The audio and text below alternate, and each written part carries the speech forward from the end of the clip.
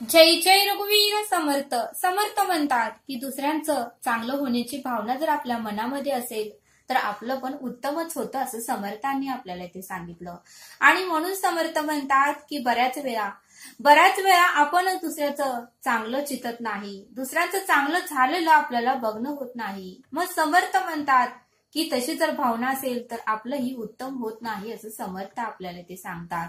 आणि म्हणून समर्थ म्हणतात की प्रत्येक व्यक्तीचं उत्तम व्हावं, प्रत्येक व्यक्तीचं चांगलं व्हावं अशी आपल्यामध्ये जर भावना असेल तर ईश्वर आपलंही उत्तमच करतो असं समर्थ आपल्याला ते सांगतात.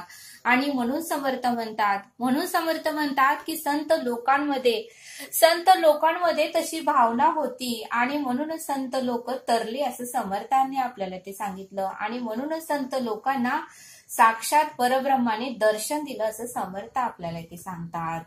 म्हणून समर्थ म्हणतात की ज्यावेळेस एकनाथ महाराज विठ्ठलाचं दर्शन घेण्यासाठी मंदिरात गेले त्यावेळेस मात्र एका ब्राह्मणाने झाडावर बसून सतत एकनाथ महाराजांच्या अंगावर पान खाऊन थकत होता. तरीही एकनाथ महाराज मात्र चिडले नाहीत, वैतागले नाहीत आणि त्याचं वाईटही त्यांनी चितलं नाही. असं करत करत 108 वेळा तो ब्राह्मण पान खाऊन थुकला. तरीही एकनाथ महाराज नदीवर जात होते, स्नान करत होते आणि परत येत होते. असं 108 वेळा घडलं पण एकनाथ महाराज थकले नाहीत, पण तो ब्राह्मण थकला आणि त्याने खाली आला आणि एकनाथ महाराजांची माफी मागू लागला. आणि पांडुरंगाने विठ्ठलाने मात्र त्याने 108 वेळा थुकल्यामुळे त्याची तोंडाची पुण्याई गेली, त्याची वाचाच गेली, त्याला काहीच बोलता येईना. त्यावेळेस मात्र एकनाथ महाराजांना वाईट वाटू लागलं आणि ते साक्षात परब्रह्म विठ्ठलाला म्हणाले, हे पांडुरंगा, त्याचं जसं कर्म होतं, त्याच्या मनात जसे विचार होते तसं त्यानं केलं.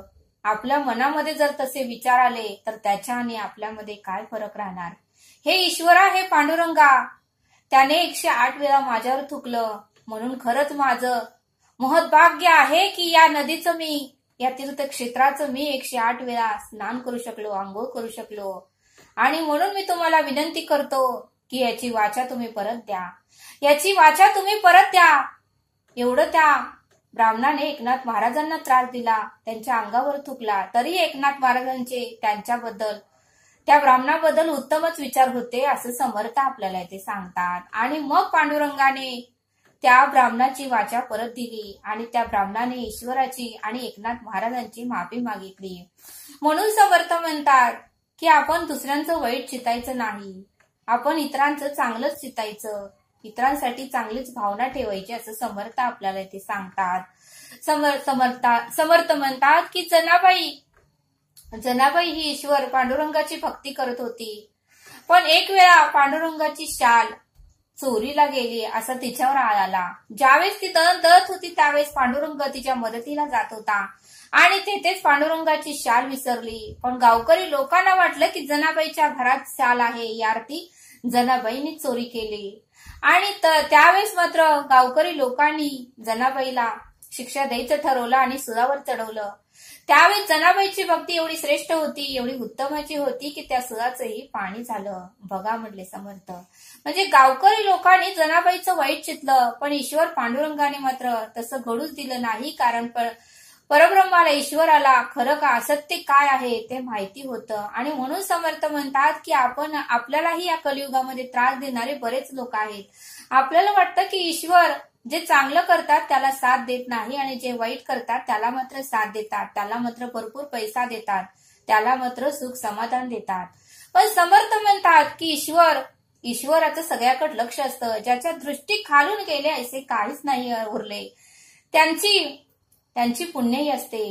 त्यांचा वेळ प्रसंग आला की परमेश्वर परब्रह्म त्यांना ही शिक्षा करतोच असं समर्थांनी आपल्याला इथे सांगितलं. फक्त वेळ काळ येईस्तपर्यंत ईश्वर शांत बसतो, पण एकदा का वेळ आली की त्यांना सगळ्या हिशोबात चुकता करावाच लागतो असं समर्थ आपल्याला इथे सांगतात. आणि म्हणून समर्थ म्हणतात की ज्यावेळेस स्वामी विवेकानंद झाडाखाली बसले होते त्यावेळेस मात्र एका मुलाने आंब्याच्या झाडाला दगड मारला आणि तो विवेकानंदांच्या डोक्याला लागला। त्यावेळेस त्या मुलाला वाईट वाटलं आणि तो मुलगा विवेकानंदांच्या पाया पडायला लागला की स्वामी मला क्षमा करा आणि चुकून मी आंब्याला दगड मारला आणि तो तुमच्या डोक्याला लागला, मला क्षमा करा।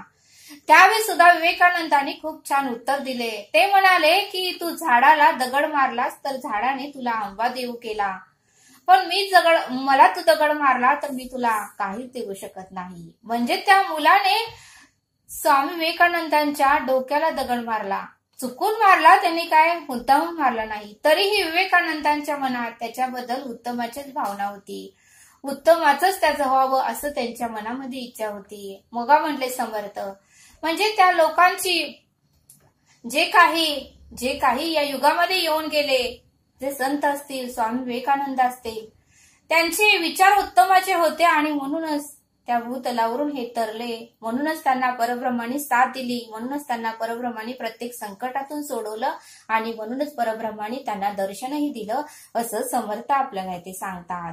आणि म्हणून समर्थ म्हणतात की एखादी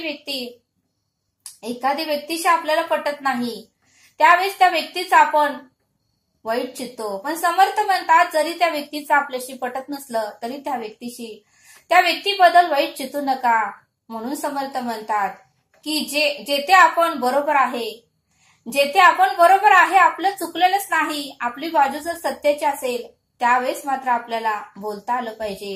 एखाद्या व्यक्तीवर जर दुसरी व्यक्ती अन्याय करत असेल तर तेथेही आपल्याला न्याय करता आलं पाहिजे, तेथेही आपल्याला न्यायाच्या बाजूने बोलता आलं पाहिजे असं समर्थांनी आपल्याला इथे सांगितलं। आणि म्हणून समर्थ म्हणतात की अन्याय करणाऱ्यापेक्षा अन्याय सहन करणारा गुन्हेगार असतो। म्हणून समर्थ म्हणतात की अन्याय करणाऱ्यापेक्षा अन्याय सहन करणारा गुन्हेगार असतो। आणि म्हणून समर्थ म्हणतात की जेथे अन्याय होतोय तेथे तर आपण बोललंच पाहिजे असं समर्थांनी आपल्याला इथे सांगितलं। आणि म्हणून समर्थ म्हणतात की संत लोकांनाही खूप त्रास सहन करावा लागला, खूप त्रास लोकांनी दिला, पण त्यांनी मात्र कोणाचंही वाईट चितलं नाही, त्यांनी मात्र कोणालाही तळतळ दिला नाही, त्यांनी मात्र कोणालाही शाप दिला नाही, त्यांनी सर्वांचं उत्तमच कर पांडुरंगा असं पांडुरंगाला सांगितलं। बघा म्हटले समर्थ, संत लोकांचेही विचार आणि आपलेही विचार। आणि म्हणून समर्थ म्हणतात की संत तुकाराम महाराजांनी सर्वांचं कल्याण केलं, सर्वांचा आशीर्वाद घेतला। संत तुकाराम महाराजांनी सर्वांचं कल्याण केलं, सर्वांचा आशीर्वाद घेतला आणि म्हणूनच संत तुकारामांना ईश्वराचा अवतार मानलं जातं। आणि म्हणूनच त्यांना विमानही न्यायला आलं आणि ते सहदेहासकट वैकुंठाला गेले असं समर्थांनी आपल्याला इथे सांगितलं।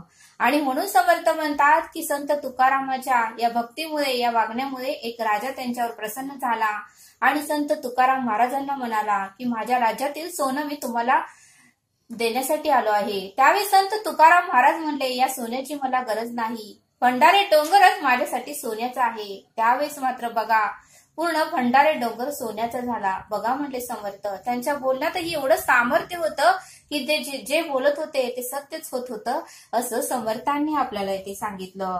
आणि म्हणूनच समर्थ आपल्याला एक बोध सांगतात। एकदा यम एका गावामध्ये एका व्यक्तीला नेण्यासाठी आला होता। त्यावेळेस यम काम करून करून खूप दमला होता, त्याला तहान आणि भूक लागली होती। त्यावेळेस ज्या व्यक्तीला न्यायचं होतं त्या व्यक्तीच्या घरी यम आला। त्यावेळेस यम म्हणाला की मी थोडा वेळ विश्रांती घेतो आणि मी तुलाच नेण्यासाठी आलेलो आहे आणि विश्रांती घेतल्यानंतर मी तुला घेऊन जाणार आहे। त्यावेळेस ज्या व्यक्तीला घेऊन जाणार होते त्या व्यक्तीने ही यमाची सोय केली, त्याला जे काही पाहिजे जेवण दिलं, झोपण्यासाठी एक रूम दिली, पाणी दिलं, सर्व काही दिलं। त्यावेळेस यम उठला, संध्याकाळ झाली की यम उठला आणि यम म्हणाला की मी तुझ्यावर प्रसन्न झालो आणि तू माझी सोय उत्तमाची केली, मी खूप दमलो होतो तरीही तू माझी सोय उत्तमाची केली आणि मी तुला आज घेऊन जाणार आहे, पण तरीही तू उत्तमाची सोय केल्यामुळे मी तुला एक डायरी देतो आणि त्या डायरीमध्ये तुझी इच्छा तू लिही, तुला जे काही इच्छा असेल ती मी पुरवतो कारण मी तुझ्या सेवेवर प्रसन्न झालो। त्यावेळेस त्या व्यक्तीला यमाने एक डायरी दिली आणि फक्त यम म्हटले 5 मिनिटाच्या आत तू लिही म्हटले, 5 मिनिटाच्या आत तू लिहून मला पटकन द्यायची डायरी। आणि यमाने ती डायरी त्या व्यक्तीला दिली। त्यावेळेस ती व्यक्तीने आपली इच्छा लिहायचं सोडून त्या डायरीमध्ये काय लिहिलंय तेच वाचत बसले। पहिलं पान उघडलं, त्या पानावर लिहिलं होतं की त्या त्या व्यक्तीच्या समोर राहणारी दुसरी शेजारची व्यक्ती ही कलेक्टर होणार होती. दुसरी शेजारची व्यक्ती त्या आठवड्यातच कलेक्टर होणार होती. त्यावेळेस मात्र त्या व्यक्तीने त्या डायरीत लिहिलं की हे व्यक्ती, माझ्या शेजारची समोरची व्यक्ती कलेक्टर झाली नाही पाहिजे, मला ती कलेक्टर झालेलं पसंत नाही, मला आवडलेलं नाही, असं पहिल्या पानावर त्या व्यक्तीने लिहिलं. पुन्हा दुसरं पान उघडलं, दुसऱ्या पानावर लिहिलं की डाव्या साईडला जी शेजारची व्यक्ती राहते ती व्यक्ती प्राध्यापक होणार आहे, पुढच्या आठवड्यात ती व्यक्ती प्राध्यापक होणार आहे. त्यावेळेस त्या व्यक्तीने डायरीत लिहिलं की प्राध्यापक होणारी, माझ्या शेजारची व्यक्ती प्राध्यापक होणारी मला आवडलेलं नाही, ही व्यक्ती प्राध्यापक होऊ नये.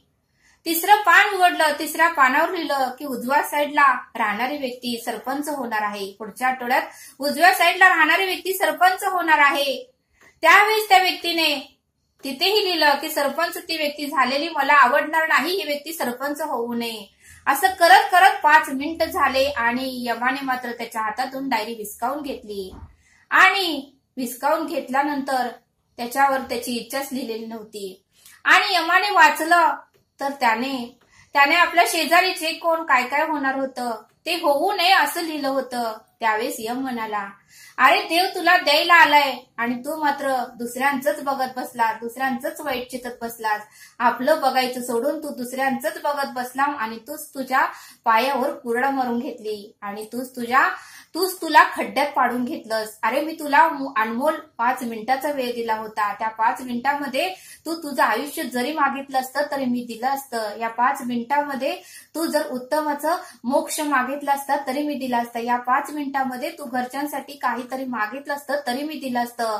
पण तू या 5 मिनिटांमध्ये आजूबाजू शेजारची व्यक्ती काय होणार आहे ते होऊ नये असंच तू लिहिलं. म्हणजे दुसऱ्यांचं तू वाईट चितलं आणि त्याच्यामुळे तुझं ही वाईटच होणार आहे.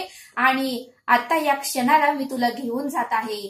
तू जरी माझी सेवा केली तरी तू उत्तमाची भावना, उत्तमाचे भाव तुझ्या मनात नाही. तू फक्त इतरांचंच बघत बसलास आणि स्वतःच्याकडे दुर्लक्ष केलं, स्वतःच्या आयुष्याची माती केलीस आणि स्वतःच्या पायावरच तू कुऱ्हाड मारलीस आणि त्यामुळेच मी तुला आता घेऊन जातोय.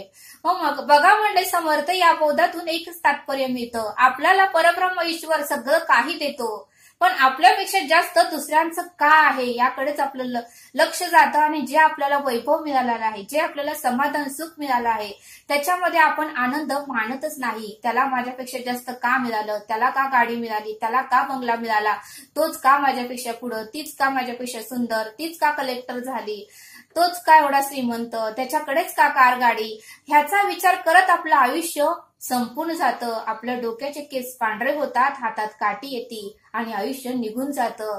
म्हणून समर्थ म्हणतात की दुसऱ्यांना काय दिलं हे बघण्यापेक्षा मला ईश्वराने काय दिलं आणि मी इतरांसाठी काय करू शकतो, मी इतरांचा आशीर्वाद कसा घेऊ शकतो आणि मी इतरांचं उत्तमाचं कसं करू शकतो आणि इतरांचा भरभरून आशीर्वाद कसा घेऊ शकतो, इतरांना भरभरून सुख समाधान कसं देऊ शकतो याचा विचार कर म्हटले समर्थ. आणि तसं जर विचार केला तर तुला सुख समाधान प्राप्त होणारच आहे. म्हणजे जर आपण उत्तमाचं इतरांचं चितलं की आपल्याला उत्तम होणार, आपलंही उत्तम होणारच आहे. जे आपण पेरतो तेच उगवते असं समर्थांनी आपल्याला इथे सांगितलं. आणि म्हणून समर्थ म्हणतात की दुसऱ्यांचं वाईट चितूच नका, दुसऱ्यांचं उत्तम होण्याची भावना आपल्यामध्ये पाहिजे, तरच ईश्वर हे आपलं उत्तमाचं करतो असं समर्थांनी आपल्याला इथे सांगितलं. तरी आता आपण इथेच थांबूया. धन्यवाद. जय सद्गुरू.